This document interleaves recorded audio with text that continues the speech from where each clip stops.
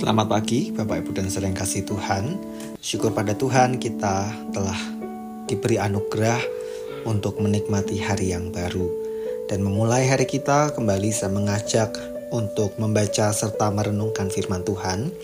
Bacaan kita hari ini diambil dari Injil Matius pasal 17. 6 hari kemudian Yesus membawa Petrus, Yakobus dan Yohanes saudaranya, dan bersama-sama dengan mereka ia naik ke sebuah gunung yang tinggi. Di situ mereka sendiri saja.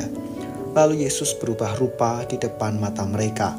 Wajahnya bercahaya seperti matahari dan pakaiannya menjadi putih bersinar seperti terang. Maka nampak kepada mereka Musa dan Elia sedang berbicara dengan dia. Kata Petrus kepada Yesus, "Tuhan, betapa bahagianya kami berada di tempat ini. Jika Engkau mau, biarlah aku dirikan di sini 3 kemah, satu untuk Engkau, satu untuk Musa, dan satu untuk Elia." Dan tiba-tiba sedang ia berkata-kata, turunlah awan yang terang menaungi mereka, dan dari dalam awan itu terdengar suara yang berkata, "Inilah anak yang kukasihi, kepadanya lah aku berkenan, dengarkanlah dia." Mendengar itu tersungkurlah murid-muridnya, dan mereka sangat ketakutan. Lalu Yesus datang kepada mereka dan menyentuh mereka sambil berkata, "Berdirilah, jangan takut." Dan ketika mereka mengangkat kepala, mereka tidak melihat seorang pun kecuali Yesus seorang diri. Pada waktu mereka turun dari gunung itu, Yesus berpesan kepada mereka, "Jangan kamu ceritakan penglihatan itu kepada seorang pun sebelum Anak Manusia dibangkitkan dari antara orang mati." Lalu murid-muridnya bertanya kepadanya, "Kalau demikian, mengapa ahli-ahli Taurat berkata bahwa Elia harus datang dahulu?" Jawab Yesus, "Memang Elia akan datang dan memulihkan segala sesuatu. Dan aku berkata kepadamu, Elia sudah datang, tetapi orang tidak mengenal dia dan memperlakukannya menurut kehendak mereka. Demikian juga Anak Manusia akan menderita oleh mereka." Pada waktu itu mengertilah murid-murid Yesus bahwa ia berbicara tentang Yohanes Pembaptis. Ketika Yesus dan murid-muridnya kembali kepada orang banyak itu, datanglah seorang mendapatkan Yesus dan menyembah. Katanya, "Tuhan, kasihanilah anakku. Ia sakit ayan dan sangat menderita. Ia sering jatuh ke dalam api dan juga sering ke dalam air. Aku sudah membawanya kepada murid-muridmu, tetapi mereka tidak dapat menyembuhkannya." Maka kata Yesus, "Hai kamu angkatan yang tidak percaya dan yang sesat, berapa lama lagi aku harus tinggal di antara kamu? Berapa lama lagi aku harus sabar terhadap kamu? Bawalah anak itu kemari." Dengan keras Yesus menegur dia, lalu keluarlah setan itu daripadanya, dan anak itu pun sembuh seketika itu juga. Kemudian murid-murid Yesus datang dan ketika mereka sendirian dengan dia, bertanyalah mereka, "Mengapa kami tidak dapat mengusir setan itu?" Ia berkata kepada mereka, "Karena kamu kurang percaya.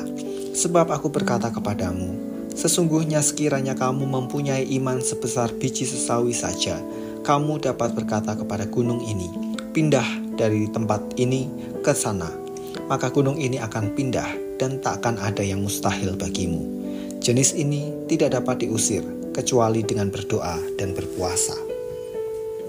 Pada waktu Yesus dan murid-muridnya bersama-sama di Galilea, ia berkata kepada mereka, "Anak Manusia akan diserahkan ke dalam tangan manusia, dan mereka akan membunuh dia, dan pada hari ketiga ia akan dibangkitkan." Maka hati murid-muridnya itu pun sedih sekali.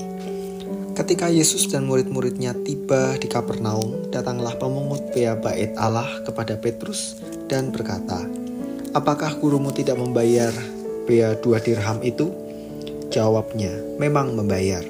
Dan ketika Petrus masuk ke rumah, Yesus mendahuluinya dengan pertanyaan, "Apakah pendapatmu, Simon? Dari siapakah raja-raja dunia ini memungut bea dan pajak? Dari rakyatnya atau dari orang asing?" Jawab Petrus, "Dari orang asing." Maka kata Yesus kepadanya, "Jadi bebaslah rakyatnya. Tetapi supaya jangan kita menjadi batu sandungan bagi mereka, pergilah memancing ke danau, dan ikan pertama yang kau pancing, tangkaplah dan bukalah mulutnya. Maka engkau akan menemukan mata uang 4 dirham di dalamnya. Ambillah itu dan bayarkanlah kepada mereka, bagiku dan bagimu juga." Mengerjakan kewajiban satu tanpa melewatkan kewajiban lainnya.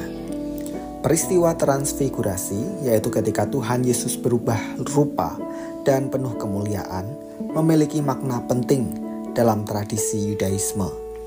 Peristiwa itu menegaskan bahwa Yesus adalah sosok mulia, datang dari Allah, dan dialah Allah. Petrus hendak berinisiatif untuk mendirikan kemah bagi Tuhan Yesus maupun sosok Elia dan Musa yang mereka lihat.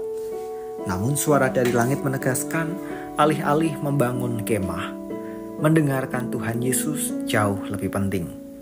Tidak semua orang akan menerima Tuhan Yesus, bahkan mereka yang menerima Dia pun akan diuji. Dan kewajiban seorang murid dalam mengikut Kristus adalah mendengarkan firman-Nya, yang artinya tidak sekedar mengerti apa yang kita harus lakukan, tetapi sampai pada titik melakukan firman Tuhan. Berikutnya, ketika mereka kembali pada kumpulan murid lainnya, didapati bahwa para murid berusaha melepaskan kuasa setan dari seseorang yang sakit ayan. Para murid tidak berhasil mengusir setan itu meskipun menggunakan nama Tuhan Yesus. Dan hal itu terjadi karena dua sebab, yaitu karena kurang percaya dan karena tidak berdisiplin dalam doa maupun puasa. Kewajiban murid Kristus selanjutnya kita temukan adalah berdisiplin rohani, agar kuasa Kristus dinyatakan lewat karya layan kita. Setelah Tuhan Yesus memberitakan penderitaannya untuk yang kedua kali, mereka ditagih untuk membayar bea dan pajak bait Allah. Dan apa yang terjadi? Tuhan Yesus membayarkan apa yang harus Ia bayarkan sebagai kewajiban. Kewajiban rohani yang kita lakukan tidak secara langsung melepaskan kita dari kewajiban kita sebagai bagian dari hidup bersama orang lain. Bahkan dalam bagian Injil yang lain juga Tuhan menegaskan, di tengah-tengah hidup bermasyarakat pun tetap ada kewajiban yang harus dilakukan. Maka hari ini kita belajar sekali lagi bahwa ketika kita mengerjakan kewajiban kita sebagai murid Kristus, bukan berarti kita dilewatkan dari kewajiban-kewajiban lainnya yang melekat pada kita sebagaimana adanya kita yang hidup di tengah-tengah dunia. Mari kita berdoa. Kami bersyukur Tuhan karena Engkau memberi teladan dan ajaran kepada kami untuk tetap berdisiplin secara rohani, menghidupi tugas dan kewajiban kami sebagai murid-Mu yang mendengarkan dan melakukan firman-Mu, tetapi tetap menjadi sebuah kesaksian yang baik ketika kami harus hidup berdampingan di tengah-tengah masyarakat, bahkan kehidupan bersama. Dan kami diingatkan bahwa dalam situasi itu pun tetap ada kewajiban yang harus kami lakukan.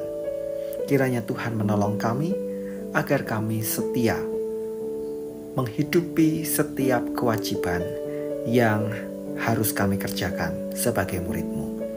Kami menyerahkan aktivitas kami di sepanjang hari ini. Tuhan, kiranya Engkau menyertai kami dalam jerih juang kami. Engkau menguatkan kami dalam pergumulan yang masih Tuhan izinkan untuk kami hadapi, dan Tuhan memberkati kami. Di dalam nama Tuhan kami Yesus Kristus kami berdoa dan mengucap syukur. Amin.